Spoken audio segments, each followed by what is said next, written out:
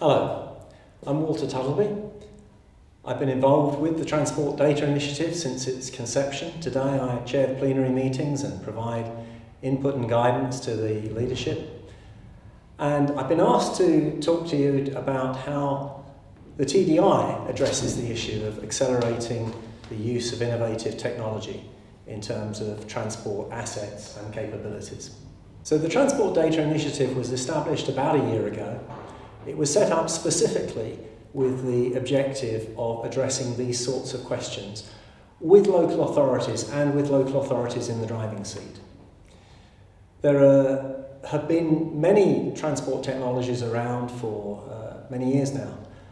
But if you look across the UK and you look across the transport industry more widely, across Europe even, what you find is that the market is very fragmented and novel technologies are often finding it hard to come to market. They are often expensive, and what we are seeing today, particularly just in the last few years, is major innovations in terms of low-cost sensors and in terms of wireless technologies and in terms of the data that some of these technologies and sensors can generate.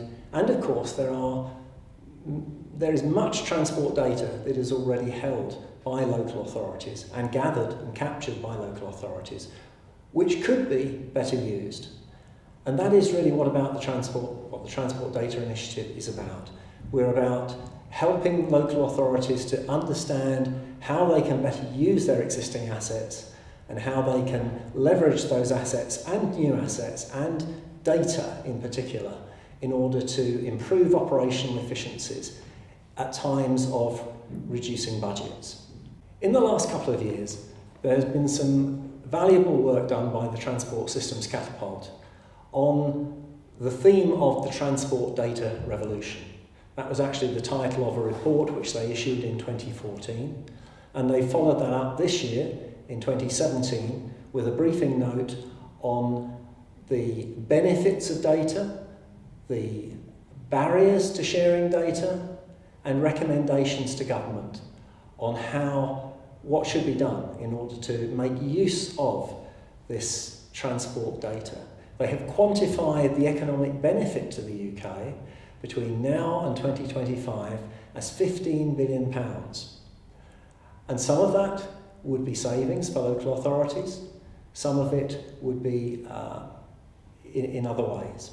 So the Transport Data Initiative holds plenary meetings about 3 or 4 times a year across the UK. We meet in various geographical regions at different times. So far we've met in Milton Keynes, Birmingham, Manchester, and this summer in Edinburgh. The events we hold blend presentations with a range of interactive elements such as workshops, discussions, panel debates, a variety of activities designed to maximise participation and to help the attendees to develop their own thinking and their own experience in terms of interacting with people who are perhaps further along the journey into using transport data.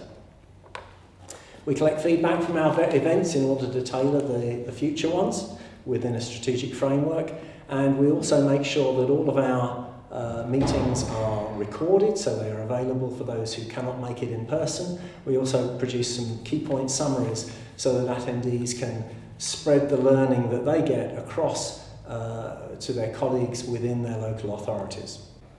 So some of the things that we plan to be doing this year: firstly, we have an online transport knowledge sharing resource which is going to be rolled out to our members, which will enable them to locate other specialists with expertise in their own areas of interest and to interact with them. We've already seen these kinds of benefits happening fortuitously simply through attendees talking with each other, but we're bringing in a more structured approach to that to enable people to find other experts in local authorities with the capabilities that they need.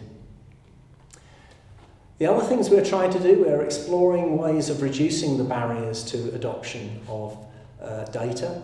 Often local authorities use completely different systems from their neighbours. And yet the data itself is valuable and could be shared. And so we are looking at ways to address these issues on two fronts. Firstly, we are looking at common licensing approaches. Many local authorities do not have the detailed technical knowledge and the detailed legal knowledge or people to actually undertake some of these licensing contracts that will be needed increasingly in the future. We're looking to see if these kinds of things can be standardised. In terms of technologies as well, as we move forward, we see the potential for huge benefits in terms of cost reductions, in terms of supplier choice, in terms of avoiding vendor lock-in, through adoption of common standard, open standards for future technologies. This has been demonstrated to work already in the telecommunications field, and the potential is also there in that today already new standards are now emerging, designed to work for Internet of Things and for transport data, those kinds of activities. So the Transport Data Initiative is led by local authorities. And I think that is important because we've wanted to ensure that the needs of our local authorities are fully understood by the suppliers. It has established it as a strong voice for local authorities. To date, we've had something like 40 local authorities attend events who together represent a population of over 70% of the UK. So the interaction that is happening is having quite a wide-ranging impact. It attracts participants not only from the larger authorities, but also from small, medium authorities, and also some of the new regional authorities that are forming. And we are seeing this having great benefit because those who are further along the journey are able to bring along those behind them. It attracts participants from small, medium, large, regional authorities, the full spectrum. And to date we've had attendees from authorities that together represent more than 70% of the UK population. So it is already having quite a wide-ranging impact and input from many of those authorities. It has an uncompromising focus on how can we use transport data to both improve services and improve efficiencies. Both of those are needed in today's world and both are possible. We are working with a selection of external experts in transport data and transport systems who are providing their input to the initiative. It's also working with a number of other public and private organisations involved in transport with a view to making sure we don't duplicate what other people are doing, but indeed better to leverage that. The attendees have also already seen perhaps some unexpected benefits in that we're already receiving reports back of people who have met someone who has already done the thing that they now have to do. It has saved them reinventing the wheel, it has saved resources. They have found new ideas, new ways of solving transport problems in their own area that have already been solved in other areas. So there are immediate benefits that some of the attendees have already begun to see. As we look to the future, I think we will see that those benefits will become much more strategic and much more visible. There is much talk about mobility as a service, the ability of a citizen to be able to plan a journey, buy a single ticket for multiple modes of transport to go from A to B, a simplification of travel for the user. Those kinds of things definitely require systems to operate across boundaries, across the whole regions, across the whole country. And the work that is being done within the Transport Data Initiative is enabling local authorities to both understand their potential role in those systems and indeed to help shape their roles in shaping those systems in order to deliver better transport to their local citizens and indeed to benefit their local economies as transport operationally improves within their areas.